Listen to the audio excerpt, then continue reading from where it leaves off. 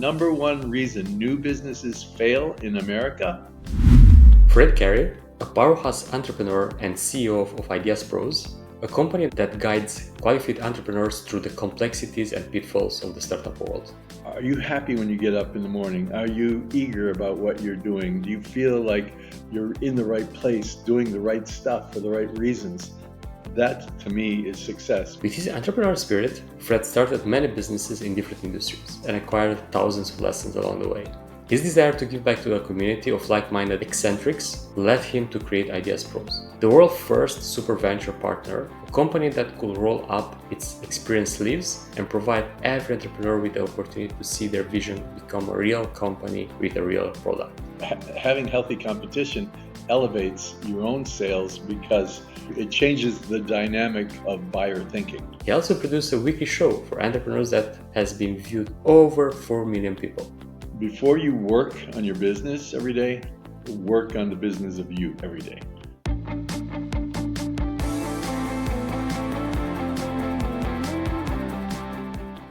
You have a combined followers of more than 600,000 over social media.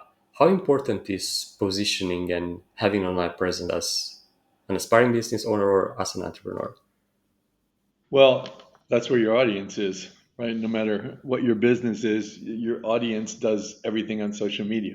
They make their news they get from social media, their buying decisions they make by talking to friends on social media. Most people do the majority of even internet searches when you're looking for best restaurants or where to go for a weekend or something. Those searches are taking place on social media more than Google. In fact, Google's going to be losing about 25% of their revenue over the next 18 months because of that. So it's critically important. The trick is to find a way to become relevant on social media. You can't just go put up, I'm a plumber and here's my equipment and what I do. But you could do a nice Instagram page on plumbers' butts that are always sticking out of their pants when they're bent over the sink, and you get 1 million followers. And what are the pillars of positioning?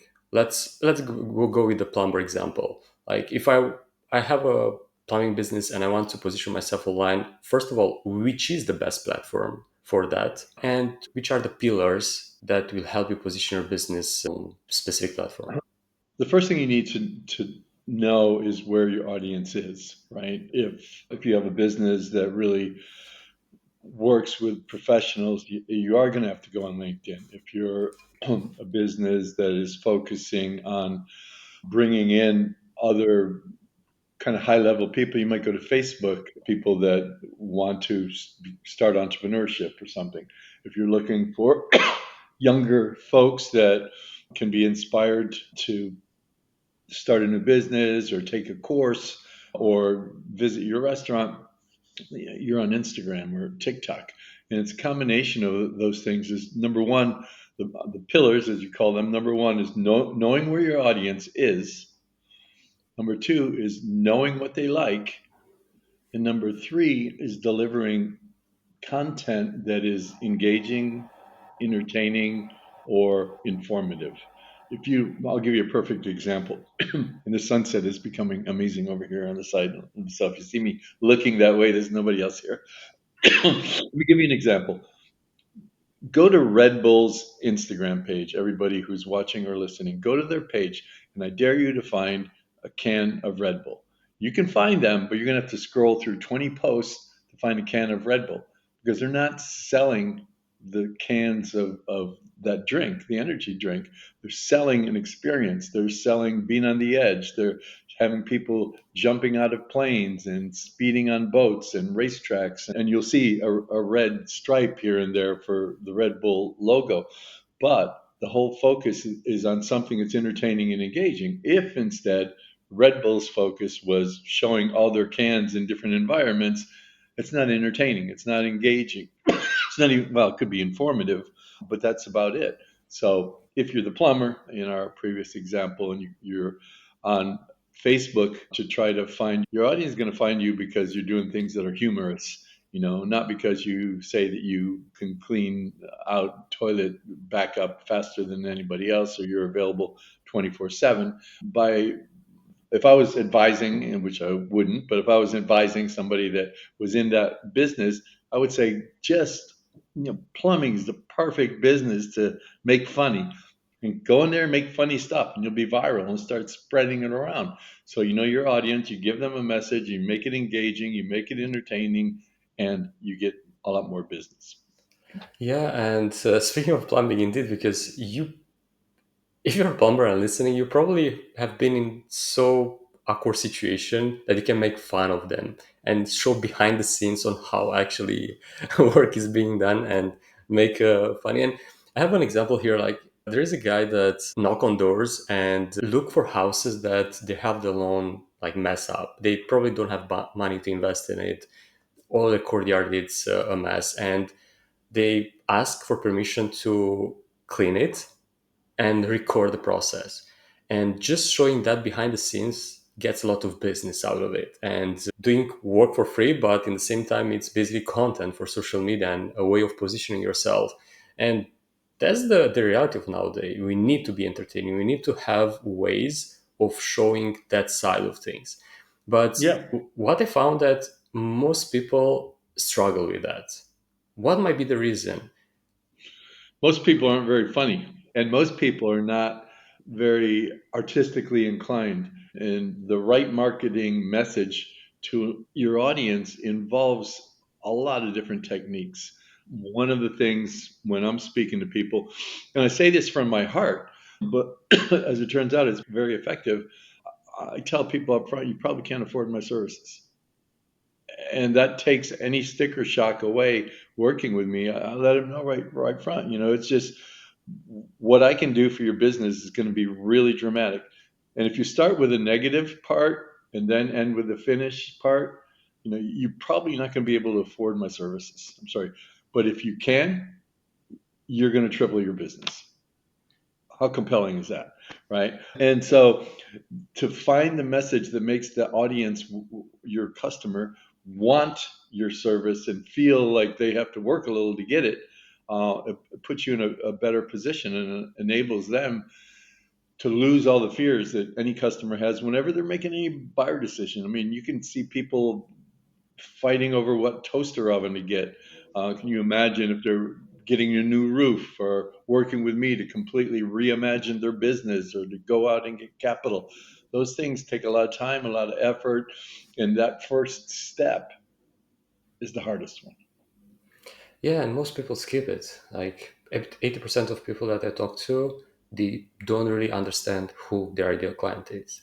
They don't know their fears, their pains points, their desires, and they just start and assuming they know, and also assuming those individuals know exactly the problem they are facing. And in reality, they don't. They just probably need more money or more time, but that's tap into the real problem. How Yeah. you advise someone to actually understand their ideal client better? I've This is an example I've used on my own clients when they come and talk to me. And that is, can you imagine if I went to you and I said to you, you know what, I'd like you to be the coach of my new professional sports team. And you said, great, what sport is it? And I'm like, well, I don't really know exactly. Well, who are the opponents? Like, what are their strengths? What are their weaknesses? No clue. How about my own team? Like, who's the best player on my team? What do they do? What are their positions? I don't really know. You have to figure that out. Well, there's a crowd, right? There's going to be fans. Yeah, there'll be fans. What do I need to do to win them over? No clue. I mean, you would think that is so stupid, but that's exactly how we go into business. We don't know the size of the market, the growth of the market, the holes in the market that we can exploit. We don't know the major competitors and what their strengths and weaknesses are because you want to avoid their strengths and exploit their weaknesses. We don't know who our ideal customer is and how do we make them those rabid fans up on the stadium. And we don't know any of those things. And we think it's really okay, just because I figured it out and my mom thinks it's a great idea, I'm going to go for it. So the biggest mistake that entrepreneurs make up front is not having that playbook, which, by the way, we offer a 70-page one. It's like less than $1,000. Every single person should have one of those things, regardless of whether it's us or somebody else. You go out and get it. It gives you your macro world that you're in, gives you the micro strengths that you have, and then it tells you how to exploit those strengths to make a great business. We don't do any of that. And as a result, the number one reason, think about this, sit down if you're standing up. The number one reason new businesses fail in America, people have created something that there's zero demand for. It's not having a lack of capital. It's not being because you're growing too fast. It's because you made something that nobody wants. So, and that happens by not having that playbook and not having that understanding of everything you need to know to go out and win the game. And how you validate an idea in that situation? With the same way, you validate that idea. Our reports will give it a score.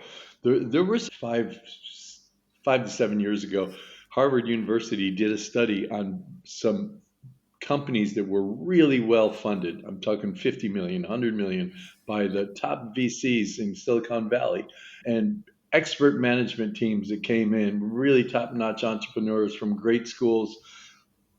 Some of those went off to be just monstrous, and some failed miserably.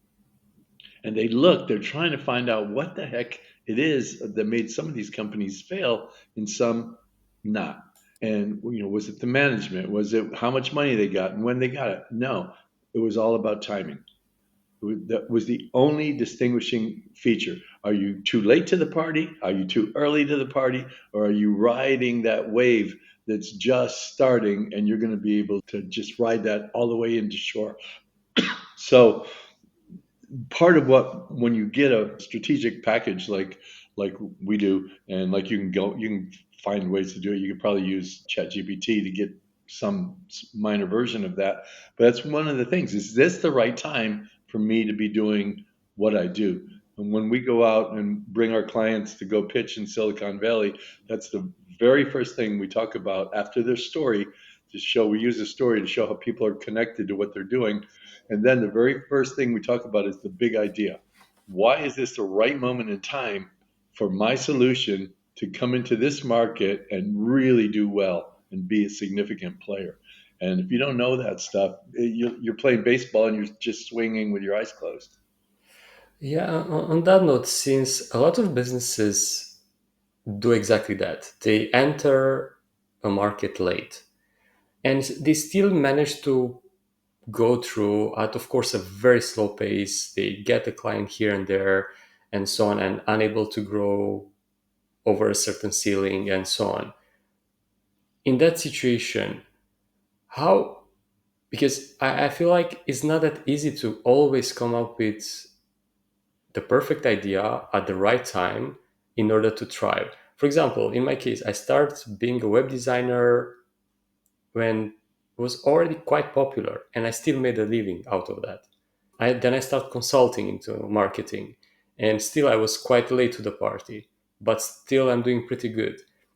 So there are certain levels to which businesses can do business rather than going and, I don't know, going public or everything like that. So let's if you want to address the different type of entrepreneurs or different type of business owners, that and how each type will leverage this, because I feel like not everyone want to go public, not everyone want to get VC funding, and some just wanted to be bootstrapped. Yeah.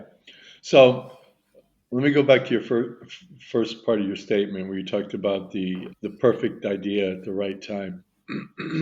There is no perfect idea. There is the right time. You could have a good idea at the right time. Perfect example of a good idea is Instagram. When Instagram launched, all you could do is have a postage stamp size square photo and just still photos, and you could like it. And I think maybe you were even able to comment on it, but that's it. That's all you could do. You couldn't share it. You couldn't communicate. You couldn't put video. You didn't have reels. You didn't have any of this stuff. So it was a good idea. And 3 years later, they had made a lot of technological advances, but It was still 3 years later, it was 13 people and no business model. They had no revenue whatsoever. They were still trying to figure out their shit. But the idea was good enough to attract the attention of a lot of people, and it grew virally just because it was a place for people to share stuff that they didn't have the ability to do. And again, 3 years later, 13 employees, zero revenue, acquired for $1 billion by Facebook. So having a good idea and a good idea in a new market is enough. One of the biggest failure points of especially technology companies, they want to get everything perfect before they go out and go into the marketplace. And by the time they get everything perfect, they either don't have enough money to go to the market or it's too late. So get what you have, fail fast, get it out there, and start learning from your audience. So the different types of entrepreneurs, you have successful entrepreneurs and unsuccessful. Those are the only two types. And the successful entrepreneurs embrace failure and embrace pain and embrace having to rethink everything they do often. And that's because you're creating something that didn't exist before. You're never going to get it right the first time. And you have to continue evolving. And by the way, if you're that one person in a billion that got it perfect the first time out, you still have to change it because people are chasing after you. Your competitors are going after you. They're trying to make something better. So you should be trying to make your own self obsolete. The ones that don't make it are the ones that they run into the first wall and they're like, yeah, this is me. I never have luck. I'm going to go back to my 9 to 5 job. And they give up like right before that pot of gold. Then, excuse me, I had a cold and I'm just getting No over it. worries. So pardon the coughing. The other type you talked about, people that don't want to go out and get VC money or anything like that's what we call a lifestyle business. And that's perfectly fine to do that and bootstrap it and grow, but just understand you're going to grow to at a certain pace. You can't grow any faster than a certain pace because if you're doubling every month in your revenue, you're using last month's revenue to pay for this month's expenses. And if you're doubling, there's just not enough money there to do that. So, so those people, it's great to have a lifestyle business, but you're only going to grow so far, and you're only going to grow so fast, and that's perfectly fine too. Some Yeah. days I wish I did. Yeah, that's what I wanted to ask you because what does it mean to be a successful entrepreneur nowadays? And indeed, is that side of things, and I resonate perfectly with that because that's my type of business and the ones of the people that I work with, lifestyle businesses that we don't want to grow fast, we don't want to get outside funding, and we just want the freedom to make our own decision without being influenced by outsiders and so on, and of course to live life in our own terms. So that's successful for us. But as a general rule of thumb when it comes to entrepreneurship, what are the success factors that we need to look on without at the end of the day killing our business? Well, let me say this: there are many different things that we go after. Some people are only looking for money. Some people are looking for prestige. Some people want to make a difference.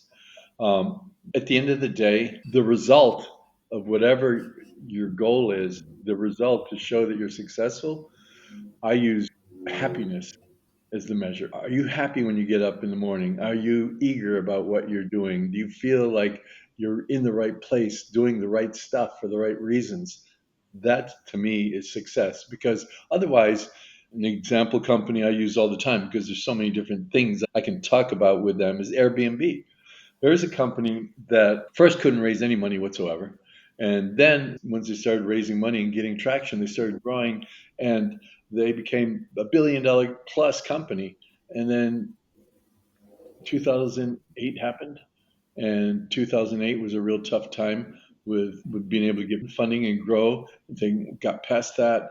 And then all of a sudden, multi-billion-dollar company, and COVID happens.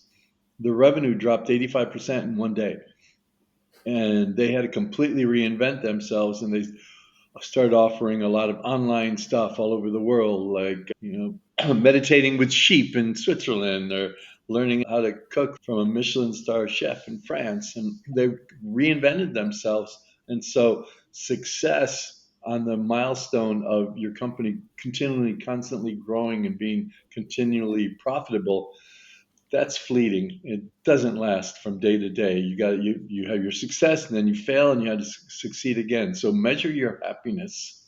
You love what you're doing, you're successful. Yeah, absolutely. And especially in those moments, if you enjoy and you wake up in the morning energized to get the day going, you also are able to innovate and pivot, like the example we had here, Airbnb, because if you're not mentally in a position to think outside of the box, you won't find new ways of doing things or being able to rethink your situation, because indeed markets change and everything can flip overnight.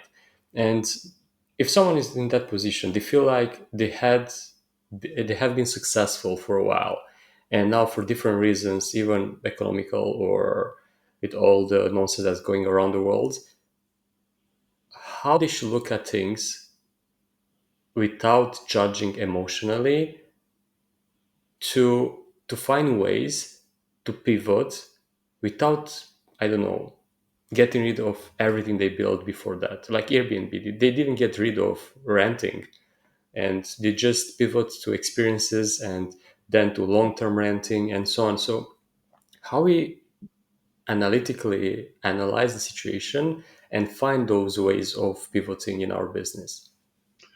I think the way that you can continue to grow your business no matter what happens to you is by really understanding the core value that you deliver to your customers or clients. That core value is something that's absolutely needed no matter what. And sometimes what happens is you still have the core value, but you're delivering it in a way that's not good anymore. For example, when Amazon came out with 2-day guaranteed uh, delivery, a lot of other companies failed because they couldn't match that. And one of the core values in consumers' needs is to be able to get the stuff they want when they want it. And Amazon was able to address that perfectly and realize that as expensive as that was as a proposition, how much more it was going to cost them to do it, that it was extraordinarily valuable for them to capture market share. And that's how we have to think of things. You have your core value proposition, continue to make it better, continue to deliver it in different ways as the needs of your customer change. Yeah, that's a good one because, for example, also the example of Airbnb, they deliver convenience. Like you can at any moment in time get a room or get an experience booked at your fingertips without having to deal with intermediaries like, I don't know, agents or anything like that. And that's one. So, but I want to pivot a bit the conversation to our competitors, because you mentioned competitors at some point, and almost every single market out there, it's crowded. How we really stand out, and how do we stop worrying about competitors? Well, you should embrace competitors. Have you ever noticed that near, well, you're not in the US right now, but our US audience, that right near almost every McDonald's is a Burger King. And right near almost every Coca Cola machine is a Pepsi Cola machine. Why is that? It's because you're changing, should I get this or not? You're changing that into which one should I get? You're creating, by having competition, you're creating a buying demand because now people are choosing which one to have rather than should I have it or not. So having healthy competition elevates your own sales because it changes the dynamic of buyer thinking. So I think that with that type of experience, don't be afraid of competitors. Understand that they're there, understand they're going to elevate your business, and always try to deliver something that's better than what the competition delivers. If you can find that one thing that's better, Amazon, 2-day delivery. It's the only thing better. And now over half of all e-commerce takes place on Amazon. And how you find that? How you find that just analyzing your competitors, or is more to that? Remember, I talked about the playbook in the very beginning that really establishes what you should do as an organization. Things change, and in this world, they change really fast. So, at the very least, on a monthly basis, if not more, really study your market. Is it growing? Is it slowing down? Who are the competitors? Is somebody catching up quickly? Follow the news feeds from any competitors for announcements. Is there some new feature that's going to bury you? And if you don't pay attention, all of a sudden you're down 30% of your business and you don't have a clue why. It's a continuing art form of knowledge interpretation. And you need to do that literally on an ongoing basis, no matter what your business is. Yeah, indeed. And for example, let's take a specific example of coaches or consultants, because most of them, unfortunately, are trading time for money. They are paid for one-on-one support, and that's it. They don't know how to package their expertise. How they can really stand out in a market? I have my own take, of course, on this, but I'd love to hear your opinion on how they can stand out and stay on top of competitors, because there are thousands of business coaches, life coaches out there, or marketing or business consultants. It's impossible to track everyone. And how do you real, and especially in an online world, like tied to a location anymore. For example, I have clients in 15 countries. So it's impossible to, in all those 15 countries, to track my competitors. So how you stay on top of things and make sure you still stand out? Well, as a consultant or coach, you do that by your coaching record, right? Just like a coach in back to professional sports, just like a coach in that environment. You deliver something of real value and you consistently focus on the improvement of your client rather than how much money you're getting paid to do the things that you do. If you're providing an extraordinary positive experience for the people that you work with, everybody's going to talk about you and everybody is going to suggest you as the solution, even in a sea of other coaches. I think finding what everybody else is doing and finding something you can do differently. Um, your money back if this doesn't happen in 60 days, or don't pay me until you get your first new customer, or any of these bold type things that, and by the way, I don't just suggest any of those. Those are just examples of the types of things that you can do to make yourself stand out. If nobody does that and you do it, then people are going to say, all right, well, he stands behind what he's offering and nobody else does.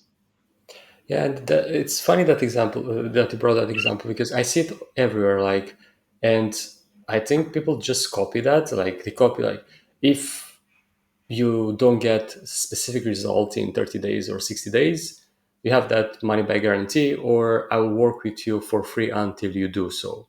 You do get that result. And that's why it's so freaking hard to stand out, because everyone is kind of copying everyone, and everyone has a lot of positive testimonials. Everyone has a lot of positive track record and so on. Of course, not everyone, but most of those that compete between each other. So they end up then competing on price, which is not very smart.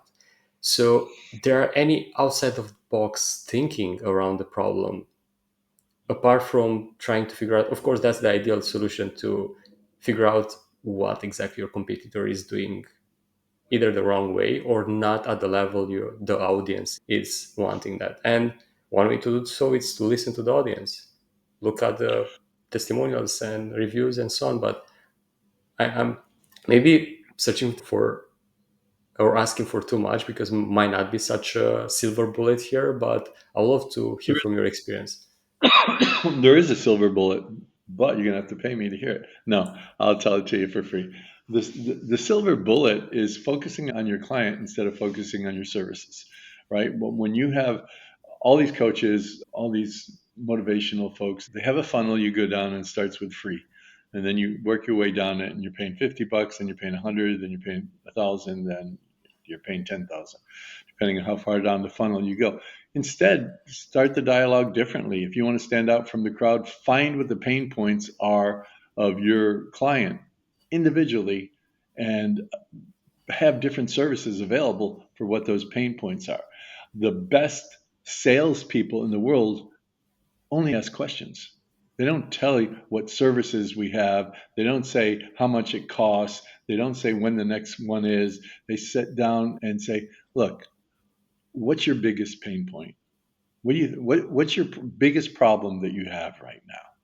Well, I'm just not getting enough customers. Okay. How long have you been trying to fix that? Uh, 2 years I've been flat. I'm doing everything I can, spending more money, and I'm not getting anywhere with that. So are you saying that if you were able to either not spend any money or even spend less money and you could start seeing clients that would take care of a real solid pain point that you have? Yeah, that would really help me. I think I have something for you. Let me tell you what we can do. And based on what they're telling you, then you fashion your solution around exactly what their need is. Now you're giving them something they need and trying instead of trying to sell them something they don't think they need. Yeah, that's a very smart way to do it. And indeed, you need to ask lots of questions and to really nail down what the actual problem is and let them tell you. Because if they don't tell you, just assume. And with Yeah, that Joe, inform, I may not be the right guy for you. I need Mhm. to know what you need. I may tell you to go see somebody else. Let's see what you really need, and I'll let you know if I can help you. Yeah, correct. And often, and that's the reality. Selling is serving. Is not just trying to push down the throat of someone else a service that they don't need. And I want to dive a bit deeper here. So, because often when you go, through a sales process and you position your solution, most struggle to pitch their either their solution or their unique take at that problem. How a perfect pitch looks like from your perspective. The centerpiece of every perfect pitch is authenticity. You know when somebody's trying to sell you. You can feel it. You can feel the pressure. And so the fundamental aspect of every single pitch involves authenticity and connectivity. You need to be able to connect with the person, whether it's a phone call, a video conference, whether you're meeting them in person. You need to have a connection, and that connection starts with humanity. And so when you're starting to engage and to pitch somebody, try to learn a little something about them first and tell them a little something about you first.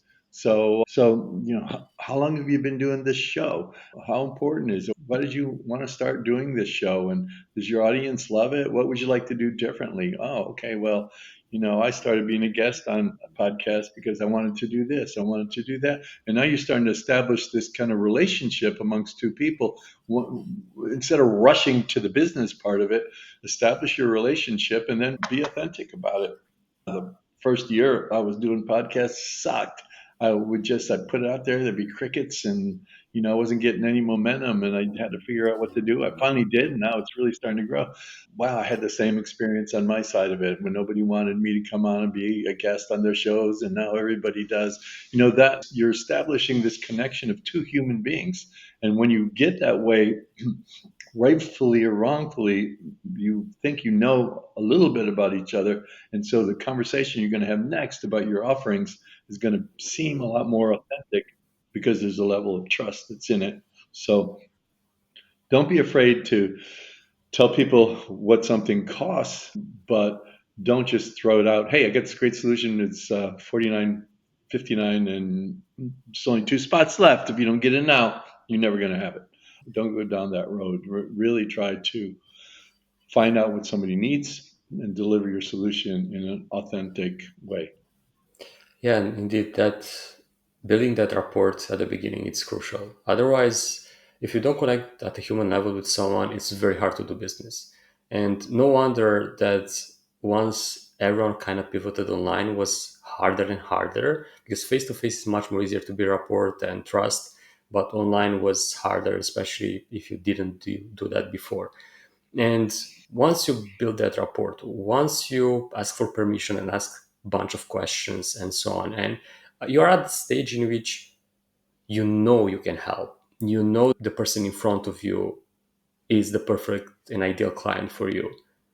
When you make that pitch, when you say your solution to them, how you make it in a way that is not being sees as salesy, but as a solution, as something that they really need.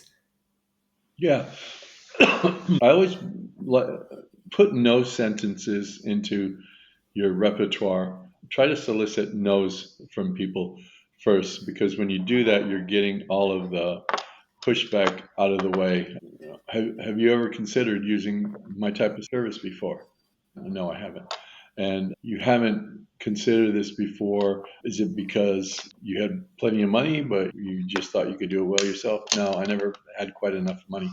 And so you're establishing the no. By establishing the no questions in the very beginning, you're learning about the person, you're getting the no's out of the way, so that by the time you want the yes, you can get to the yes, because it's not yes. It's kind of the opposite of what a lot of people teach. But then fundamentally, when you know you have the right thing for the right person, if you've done the initial questions right, then you can say, so, hey, Joe, so what I'm hearing is you don't have any experience in hiring somebody like me, so that's got to be kind of scary, isn't it?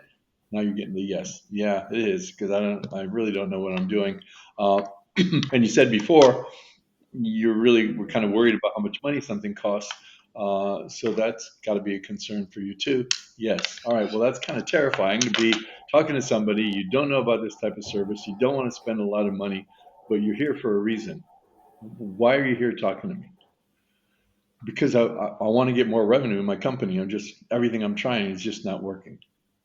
Well, look, I believe I have the perfect solution for you, but you need to believe it too. And one of the ways that you can believe it is twofold. Number one, you haven't gotten any better trying to do it yourself. Number two, I want to play you video here, 30-second video of four different clients of mine to see how they changed their life really fast working with me. So hold on, let me play it. Now you're bolstering yourself. And okay, so Joe, is there anything that's preventing you from trying this out right now? Try to get your business better. Another no. Nothing's stopping me now. All right, let's do this and try it out. Love that. I love that. And especially that's pro tip addition to actually play a video testimonial right there and then in the call. I think that Yeah, can make a huge difference because when someone listens for from you, it's one thing. But when they listen to someone else that were in the same position as them before, they solve their problem with that particular person's service. That's cool. That can help tremendously close the deal. yeah, And now this will be an abrupt change of conversation, but I would love to hear for the other folks, not the lifestyle businesses entrepreneurs, the ones that want to access funding, the ones that want to be supported in their journey. And I know you do that well with Ideas Pros. Can you expand a bit on that? Why someone will start accepting outside help in order to grow their business and how that can influence their trajectory as an entrepreneur? yeah. Look, especially if you're dealing with technology type businesses, or you're building the next social media or dating or food delivery app. It takes a lot of money, and it takes a lot of money before you start making any money. In fact, some of the most successful ones didn't, like Instagram, right? They didn't make a penny for 3 years.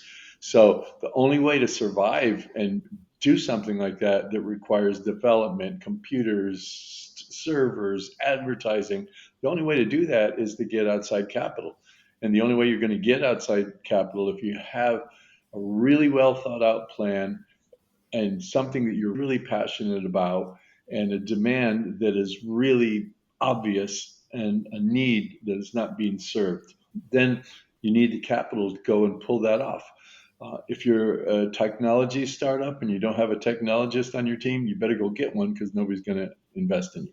By the same token, if you're a couple of technology guys in a startup, you better bring in a business professional, a marketing professional, because again, building your perfect technology without having a strategy behind it, you might as well not build anything. And the same way, having this great idea on the technology play without being a technologist, you're going to get taken advantage of all day long.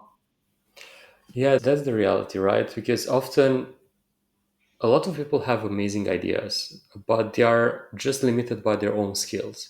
And if they don't bring in co-founder or someone outside that can help with the other part, the success of that idea might fail, might not concrete. And once you have that, once you have the moving pieces, the important pieces, like the knowledge side of things, how do you actually go to the next step and access funding, find if your idea is worthwhile before actually investing years and years? Again, it's all in that same strategic playbook I talked about in the very beginning, that you really need to have that, and it'll give you whether your timing is right, it'll show you where the market is going.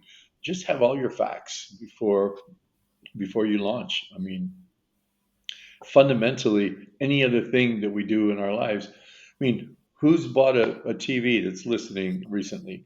Or who's gotten a new phone recently? What did you do?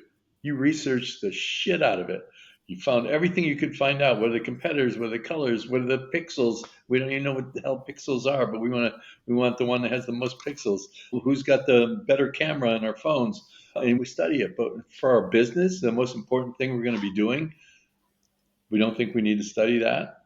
If you don't study it, you're not going to make it. I mean, it's a foregone conclusion. You have zero chance of making it. Yeah, absolutely. Because when you don't have the data, your decision will be just based on gut feeling, and that can hit or miss, but long run, that's definitely not going to work. And yeah, and once you go through that phase, you maybe access funding, you got a business going, you validate your idea, it's starting to move slowly. When you move to the next step, to try to see and build a business that you probably can exit from, you exited so many businesses. What was the roadmap for you? Well, most entrepreneurs only have a certain life cycle. In fact, if you're working with some of the biggest VCs, one of the very first things that they do in the boardroom after you've gone with your $5 million check is figure out when they should replace you. And it's just, it's like a gladiator thing. Your likelihood of surviving for a long time is pretty low. But if you play your cards right, your exit is going to be pretty sweet. So the typical entrepreneur and the typical leader are completely different animals. You would think that an entrepreneur and a leader are almost the same thing. You're going out, you're being independent, you're trying something, you don't want to follow the corporate world. You want to go out and make something. Wow, natural born leader. No, because a leader lets go. And an entrepreneur is used to doing everything on their own when they first start out. And this is my baby. This is my idea. I know how to do it. I know the way I want to go with it. Nobody else could possibly do this.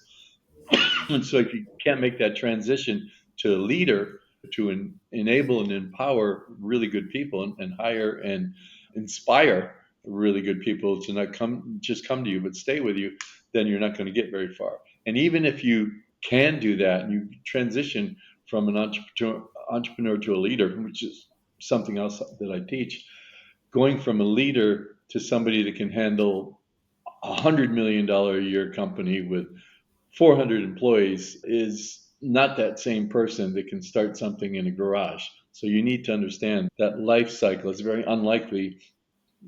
Amazon and Facebook and a couple other companies, Tesla, those are the exceptions to the rule. Most founders go certain way up that ladder, and then it's above them. Yeah, that's the reality, right? When it comes to entrepreneurial life cycle, because at the end of the day, if you don't find ways to evolve and improve yourself or acquire new skills from the current entrepreneurs to the actual leader, as you mentioned, you'll be replaced sooner rather than later. And I feel like there's nothing wrong with that. Like if that's your goal, like to just build business after business, exit after exit, that's fine. That's completely fine. You don't need to be the biggest CEO in the world. You just want to have your own business, be successful with it, have a successful exit, and that's it. And speaking of that, like why most people, yeah, you including, like you have successful exits, and after that, you still build a new thing. You still go, and what drives you every single day to do so? Yeah, look, you can look at none of the billionaires in the world really need to work anymore. but almost all of them are working, right? So it's not about the money. So what is it? It's either a really egotistical, I want to rule the world at the extreme end of it, or it's like I want to create something new. I want to create something more. I have value in my life, and I know I can give things to people, to my community, to my country, maybe to even the world, and I want to continue doing those things because that's why I exist. That's why. I love that answer, Fred. And that's a beautiful way to see it, because at the end of the day, indeed, life is meant to be living the way you want it and creating new things, impacting people, and so on. It's powerful. Like when you impact lives in positive way, what can be more fulfilling than that? And Right. speaking of that, where people can get in touch with you in order to be positively impacted by your work? Yeah. Well, there's a few different ways. One easy way is if you have something that you need help with, or you believe you need help with, you want advice on what to do about something, you can just email me, fred@ideapros.com. That's one way. The other thing you can do is go on Instagram. It's official Fred Cary, Cary. As you said, I have hundreds of thousands of followers there, and I give free advice every day, just little 1 minute tips. And if you just spend a minute of your time with me every day, you're going to get somewhere. And those are the two main ways. You can also go to ideapros.com and go on there and learn about what we do and ask for advice. But the best way is really Fred at IdeaPros or official Fred Cary on Instagram. Awesome. And I'll put the links in the show notes as well for those listening or watching. And to wrap up, I'd love you to create a quick challenge for those listening. Something they can complete in less than 1 week that will build for them the foundation to start a healthy entrepreneurial journey. All right, I'm down. Here's what I want each of you to do, regardless of whatever business. If you want to be better in the business that you're in, before you work on your business every day, work on the business of you every day. So, what I would like all of you to do, and you said a week, you can do this in a day. You just have to be consistent after you do it. And if you don't have enough time, get up an hour earlier. So here's what I do every single morning. And you don't need to do it to the extreme that I do because I work out 90 minutes with a trainer that I hate every day, 5 days a week. She's lovely, but she works my ass off. So get up in the morning, work out. I don't care what you do. Take a walk, lift some weights, join a gym, stretch, whatever it is. Just get up in the morning early enough so your brain doesn't stop you.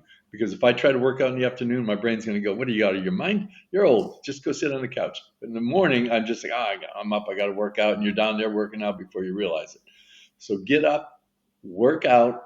Then after you work out, do some positive affirmation.